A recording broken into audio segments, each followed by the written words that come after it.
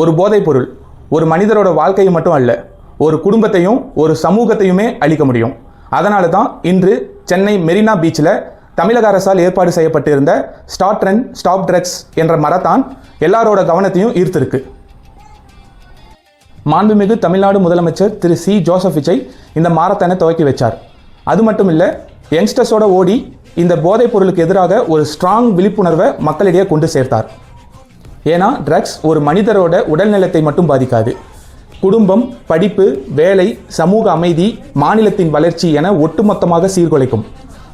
Start run stop ட்ரக்ஸ்னு சொல்கிறது வெறும் மாரத்தானுக்கு வச்ச பேர் மட்டும் இல்லை, போதைப் பொருள் இல்லாத ஒரு வாழ்க்கையை நோக்கி ஓடணும்னு சொல்கிற ஒரு மெசேஜ்.